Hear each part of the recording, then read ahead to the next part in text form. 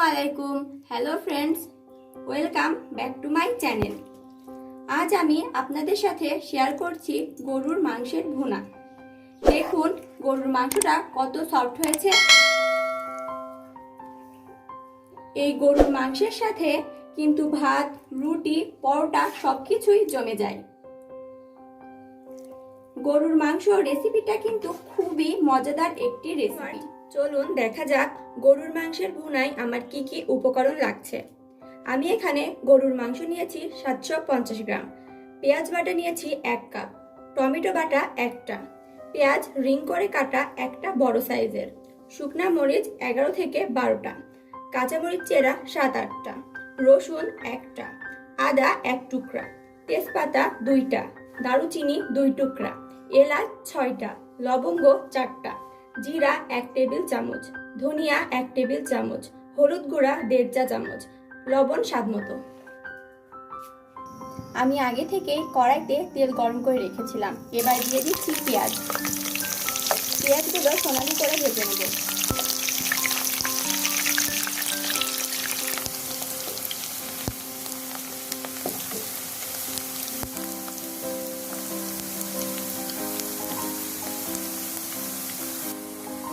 আমি এখানে তেজপাতা ও কাঁচামরিচ বাদে সব গোটা মশলা পেস্ট করে নিয়েছি। এখন এটা দিয়ে দিচ্ছি।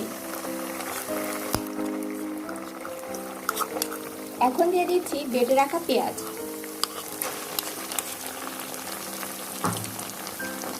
টমেটো বাটা,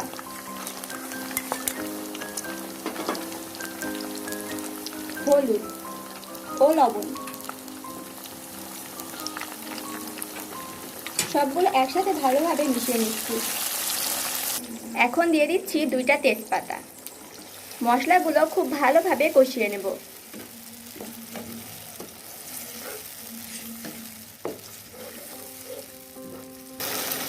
মশলাটা যত ভালোভাবে কষানো যাবে রান্নার টেস্টটা ততই বেড়ে যাবে। এছাড়াও মশলাটা খুব ভালোভাবে কষিয়ে নিলে মশলার কাঁচা গন্ধটা থাকে না।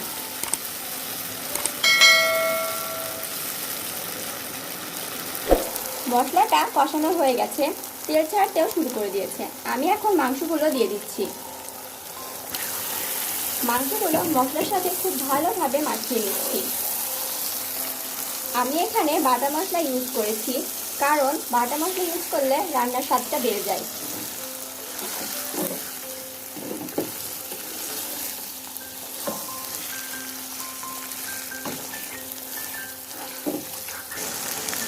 মাংসগুলো মশলার সাথে খুব ভালোভাবে মিশিয়ে নিয়েছি। এই গরুর মাংস থেকে যে অতিরিক্ত পানি বের হবে, আমি সেই পানি দিয়েই মাংসটা সিদ্ধ করে নেব। মাংসগুলো কষিয়ে নেব। এবার ঢেকে দিচ্ছি। মাংস থেকে কিন্তু অতিরিক্ত পানি বের হয়ে গেছে। এখন এই অতিরিক্ত পানি দিয়েই মাংসটা কষিয়ে নেব। আমি আবারও ঢেকে দিচ্ছি। মাংসগুলো কষানো হয়ে গেছে।